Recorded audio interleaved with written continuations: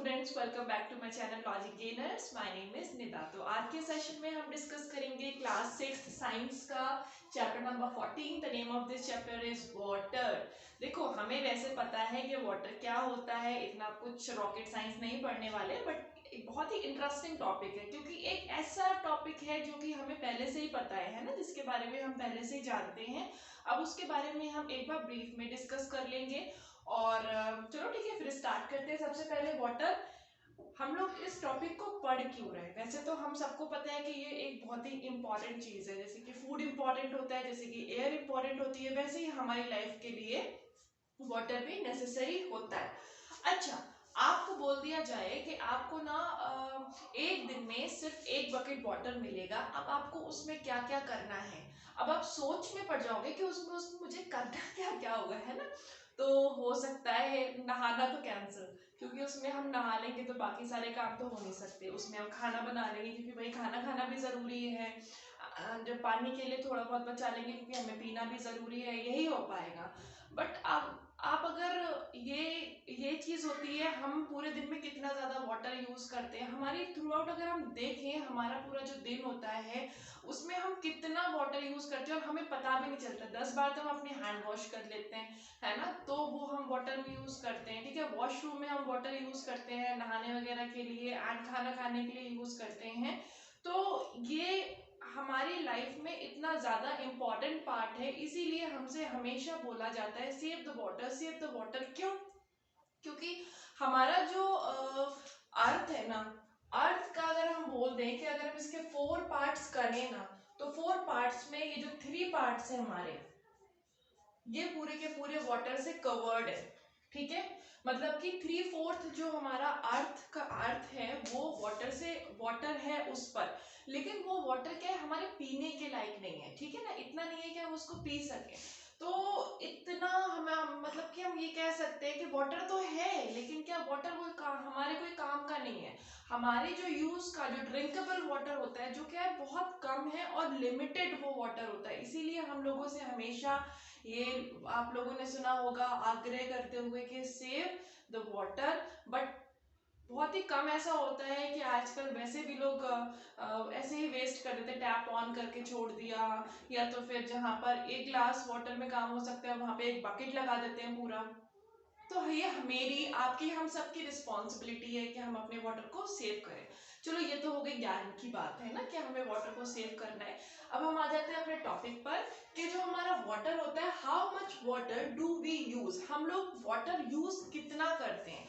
इसको जानने के लिए हमें क्या करना है, हमें कुछ एक्स्ट्रा कुछ भी नहीं करना।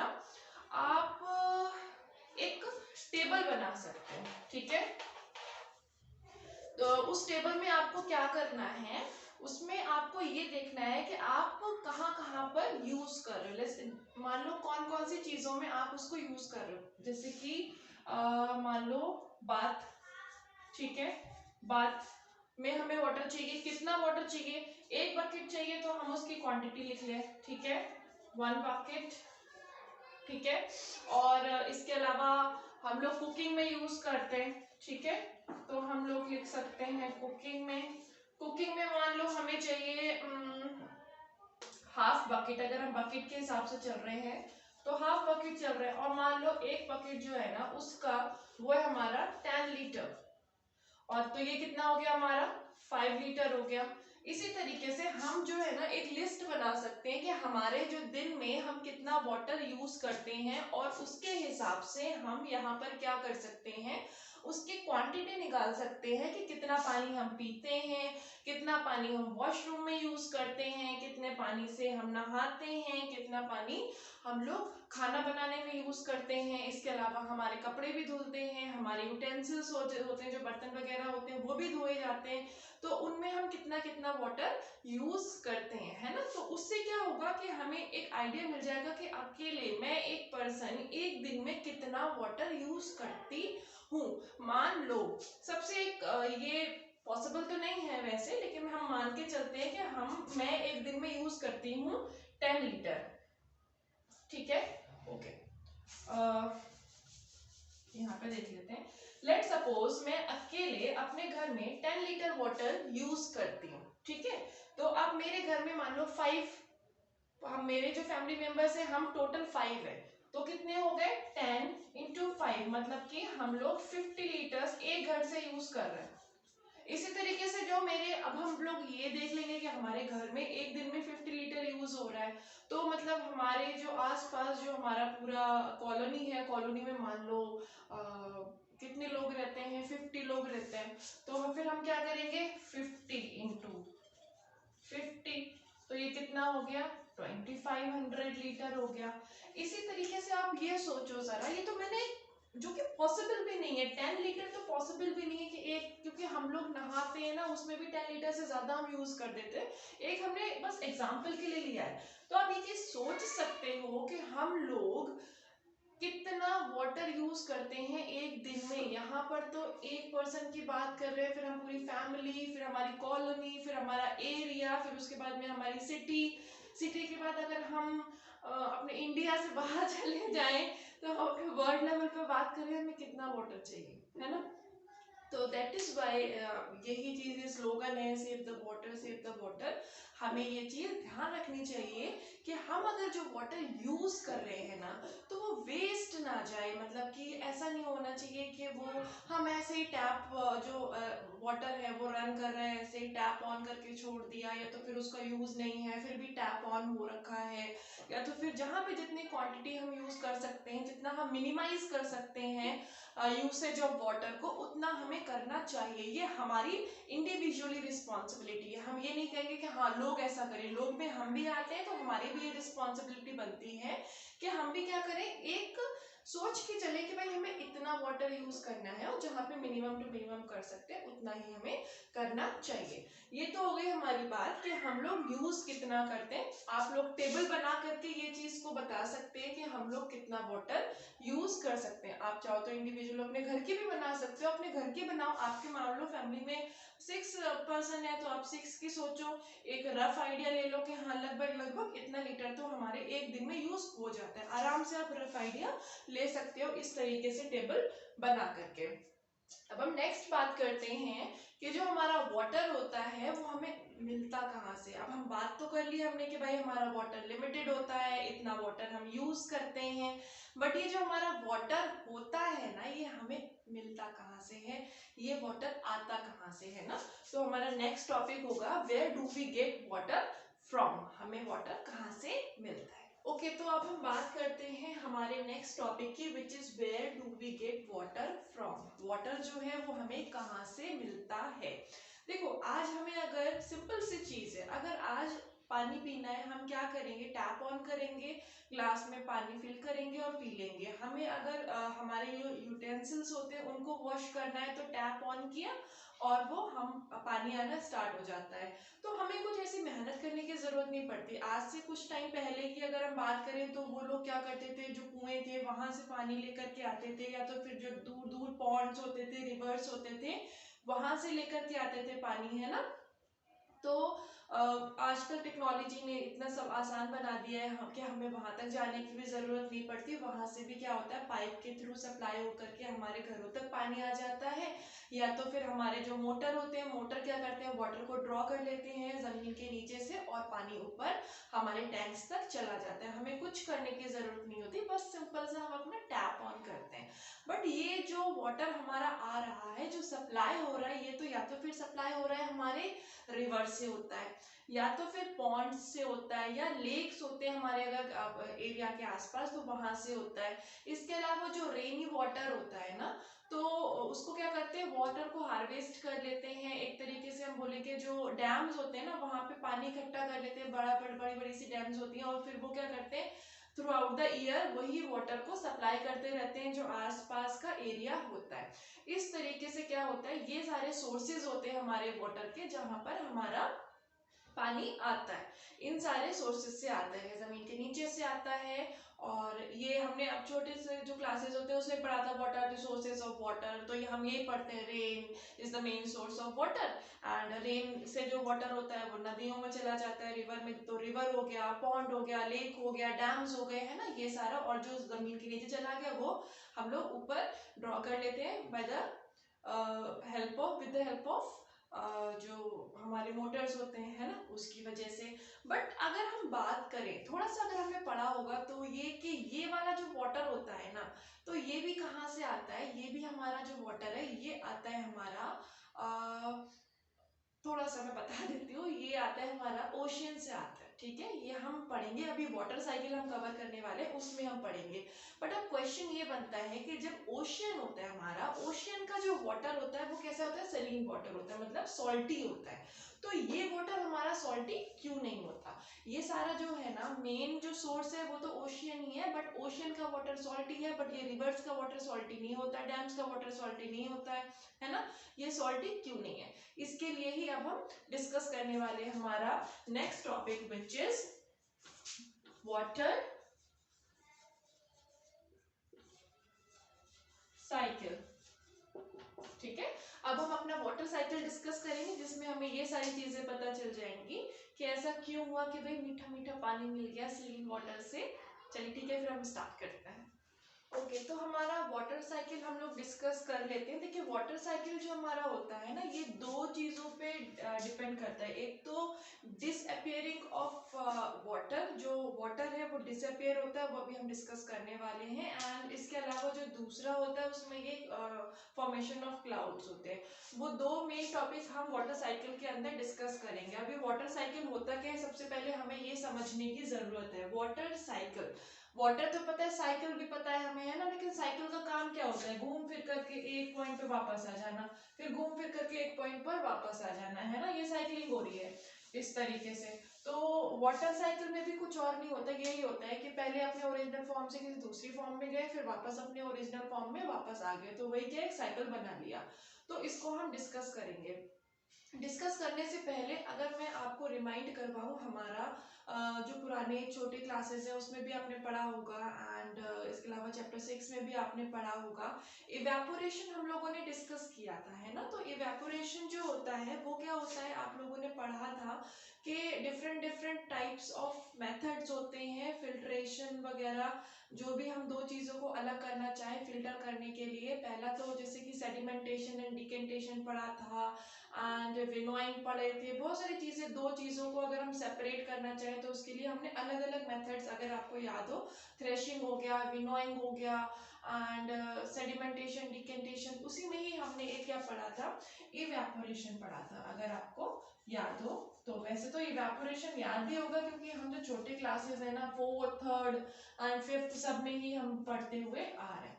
तो इवेपोरेशन में क्या होता है, इवेपोरेशन में अगर जो वाटर होता है वो सॉल्टी वाटर होता है, या फिर हम कह लें कि एक ऐसी इम्प्योरिटी वाटर के अंदर होती है जो कि सॉल्यूबल होती है, मतलब उसमें पूरी तरीके से घुली हुई होती है। जैसे कि नमक होता है, नमक क्या होता है, वाटर के अंदर पूरी तरीके से घुल जाता है। अब हम उसको कैसे अलग करें, तो उसके लिए हम क्या करते हैं, वाटर को हम गर्म करते थे, याद आ रहा हो तो ठीक है, नहीं याद आ रहा है तो मैं आपको बताती हूँ। उसमें हम क्या करते हैं, वाटर को हम क्या करते थे, गर्म करते थे गैस पर, और ठीक है, और इसमें जो हमारा वाटर होता था इसकी जो ये स्टीम बनती थी, एक वेपर बनते थे, वाटर वेपर्स, और वो कहाँ पर जाते थे, यहाँ पर हम एक लिड रख देते थे, लिड के ऊपर हम आइस क्यूब्स रख देते थे, और जब ये भाप क्या करती थी इसके ऊपर जाती थी ना, तो ये लिड आइस के कांटेक्ट में आकर के भाप क्या होती थी, ठंडी हो जाती थी, और ठंडी होने के बाद में ये इन द फॉर्म ऑफ ड्रॉप्स, ये हम दूसरे बर्तन में इसको क्या करते थे, इकट्ठा कर लेते थे। तो इसमें क्या बचता था, सिर्फ सॉल्ट बचता था, और इसमें जो हमारा प्योर वाटर था वो आ जाता था। तो ये प्रोसेस होता था हमारा इवेपोरेशन का। ठीक है, मतलब कि हम गर्म करेंगे तो भाप के फॉर्म में क्या होगा, पानी ऊपर चला जाएगा और वो ठंडा होकर के वापस नीचे आ जाएगा, या फिर हम उसको ठंडा करके पानी के फॉर्म में हम उसको सेव कर लेते थे, और जो सॉल्ट होता था वो उसी वेसल में नीचे ही बचता था, क्योंकि सॉल्ट भाप की फॉर्म में ऊपर नहीं जा सकता था। ठीक है, तो यही मेथड जो होता है हमारा, ये वाटर साइकिल में यूज होता है। इसमें क्या होता है, जैसे कि हमें पता है कि जो हमारा ओशियन होता है, ओशियन में क्या होता है, सॉल्टी वाटर होता है ना। तो सॉल्टी वाटर में क्या होता है कि उसमें हम क्या करेंगे कि जब हमारा दिन के टाइम में क्या होता है, सनलाइट होती है, बहुत ज़्यादा गर्मी होती है, गर्मी की वजह से क्या होता है कि जो ओशियन होता है, ओशियन का पानी क्या होता है, एक तरीके से गर्म हो जाता है, या तो फिर ये एक भाप में चेंज होता है, और भाप में चेंज होने की वजह से ये वाटर ऊपर चला जाता है। ठीक है, भाप तो ऊपर चली गई, और जो भाप ऊपर गई वो उसमें कोई वाटर है, उसमें कोई भी वाटर नहीं है।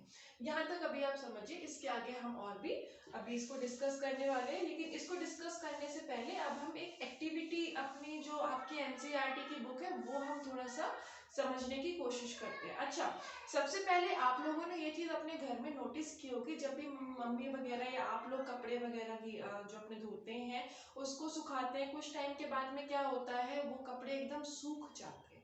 वो पानी कहाँ जाता है?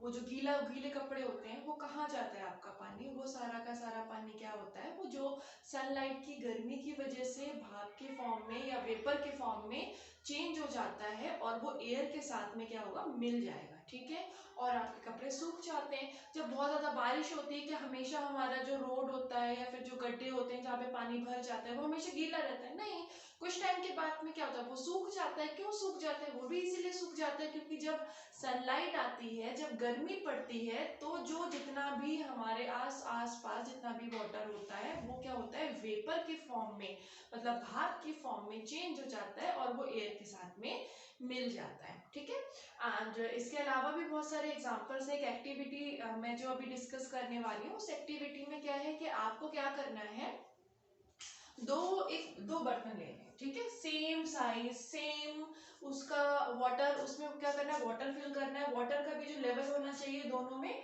सेम होना चाहिए, मतलब अगर इसमें इतना है तो इसमें भी कितना होगा, इसी लेवल का ही वाटर होगा। अब एक को क्या करना है, हमें अपने घर के अंदर रख देना है या फिर ऐसी जगह पे रखना है जहां पर सनलाइट डायरेक्टली नहीं आ पा रही है। और दूसरा वाला जो हमारा बर्तन है उसको क्या करना है, एकदम ओपन, सामने जो सनलाइट आ रही है ना, सनलाइट में हमें रखना है। अब हम क्या करेंगे, पूरे दिन उसको ऑब्जर्व करेंगे। ऑब्जर्व करने के बाद जब हम थोड़ा मान लो 5 घंटे या 3-4 घंटे, एक आप टाइम ड्यूरेशन ले लो कि इस ड्यूरेशन के बाद मुझे देखना है। तो जब आप देखोगे ना, तो जो बाहर ओपन एरिया में रखा है ना, जो धूप में रखा है, उसमें क्या होगा, वाटर लेवल कम हो जाएगा एज कंपेयर टू जो हमने धूप के, जो हमारे सनलाइट है उसके कांटेक्ट में नहीं रखा है। ठीक है, मतलब मान लो एक हमने अंदर रूम में रख दिया या फिर घर के अंदर रख दिया, तो उसमें वाटर लेवल अगर कम होगा तो बहुत कम, ऐसा नहीं है कि बिल्कुल ही कम हो गया। बट इसमें जो बाहर रखा है उसमें वाटर लेवल बहुत कम हो जाएगा, उसमें या तो फिर बचेगा नहीं, या फिर बचेगा तो थोड़ा बहुत बचेगा। तो वो सारा का सारा पानी कहाँ गया, वो पानी कहीं और नहीं गया, वो बल्कि क्योंकि गर्मी है तो गर्मी की वजह से क्या हुआ, इवेपोरेशन हो गया। वही इवेपोरेशन में क्या होता है, पानी भाप के फॉर्म में चेंज हो गया, और भाप के फॉर्म में चेंज होने के बाद में वेपर बन गए, और वेपर क्या हो गए, एयर के साथ में मिक्स्ड हो गए। ठीक है, एंड ये तो हो गई हमारी एक्टिविटी, जो कि हमारे जो आपके जो चैप्टर है एनसीईआरटी की जो बुक है उसमें ये चीज डिस्कस कर रखी है। अब हम बात करते हैं, अब ये जो वेपर है हमारे, अब इनका क्या होगा, ठीक है, वो भी हमें जानना जरूरी है। तो वेपर, यहाँ पे तो हमने इवेपोरेशन की बात कर ली।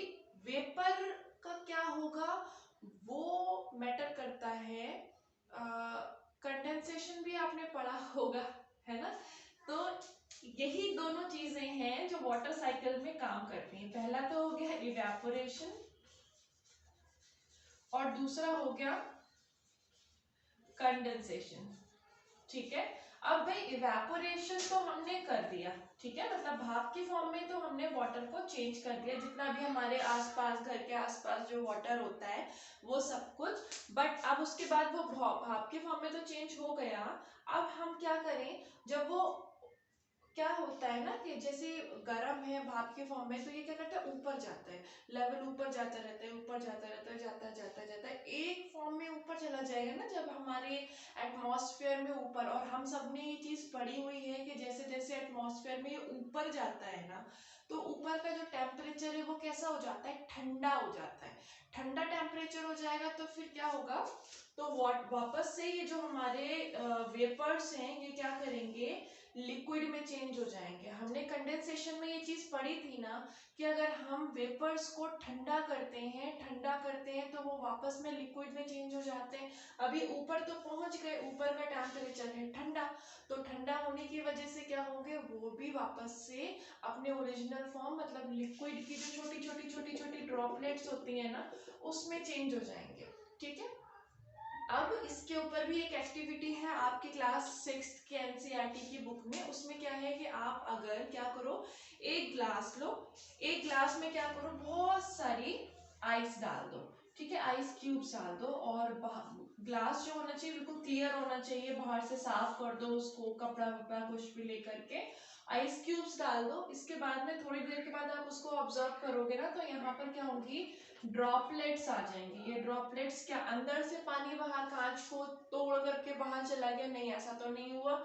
तो ये क्यों हुआ? क्योंकि जो हमारे बाहर का जो एयर होता है, एयर के अंदर वही भाप होती है ना, वो भाप क्या करेगी, वापस इसके कांटेक्ट में आकर के, आइस के कांटेक्ट में आकर के ठंडी हो जाएगी, मतलब कंडेंसेशन हो गया, और वो क्या करेगी, यहीं पर ही चिपक जाएगी। तो इसीलिए हम कभी कभी देखते हैं बहुत कोई चिल्ड बॉटल है या चिल्ड हमारा कोई ग्लास होता है, तो उसके बाहर एक भाप सी बन जाती है। वो इसीलिए बनती है क्योंकि जो हमारा एयर है, एयर में जितनी भी भाप है या वेपर्स है, वो कांटेक्ट में आने के बाद में वापस से अपने ओरिजिनल फॉर्म जो कि लिक्विड होता है उसमें चेंज हो जाता है। तो यही जो हमारा यही जो हम लोग पढ़ रहे हैं ना, ये काम करता है हमारे वाटर साइकिल में। ये भी क्या करेंगे, भाप के फॉर्म में ऊपर पहुंच गए, ऊपर पहुंचने के बाद में ठंडे होने के बाद वापस से कंडेंसेशन हो गया और ये लिक्विड में चेंज हो गए, अभी ड्रॉपलेट्स में चेंज हो जाएंगे, ठीक है।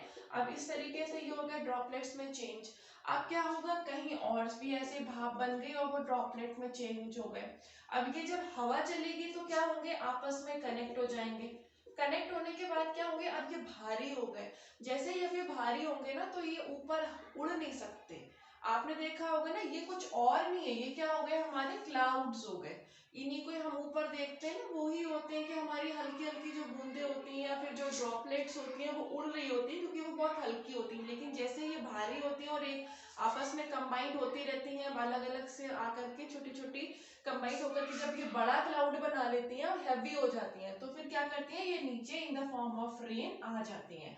अब इवेपोरेशन में हमने पढ़ा था कि सॉल्ट तो ऊपर जाता नहीं है, तो ये जो वाटर होता है, ये वाटर भी क्या करेगा, इसमें भी सॉल्ट नहीं होगा, इसमें क्या होगा, बिल्कुल प्योर वाटर होगा। और सेम चीज हमारे जो ओशंस होते हैं उसमें भी यही चीज होगी।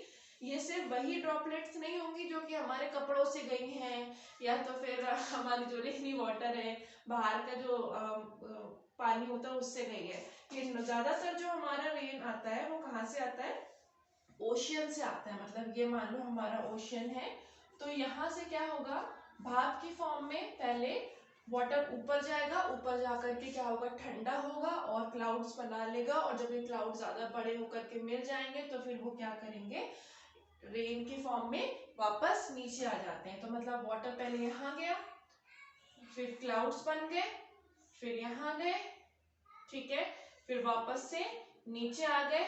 हमारा जो अर्थ है, सॉरी, जो हमारी जमीन है, वापस उस पे नीचे आ गए। फिर क्या करेंगे, नीचे आएंगे, फिर नीचे आने के बाद में क्या करेंगे, फिर ये ऊपर जाएंगे। क्यों? क्योंकि इनको फिर से भाप बनना है। तो इस तरीके से पूरी एक साइकिल चलती रहेगी, और यही साइकिल हो गई। तो इसी साइकिल को ही हम क्या बोलेंगे, वाटर साइकिल बोलेंगे। मतलब पहले नीचे से पानी भाप की फॉर्म में ऊपर गया, ऊपर जाके ठंडा हुआ, क्लाउड्स बनाए, क्लाउड्स बनाने के बाद जब वो ज्यादा क्लाउड हो गए, भारी हो गया, तो पानी नीचे आ गया, नीचे आने के बाद फिर ऊपर गया।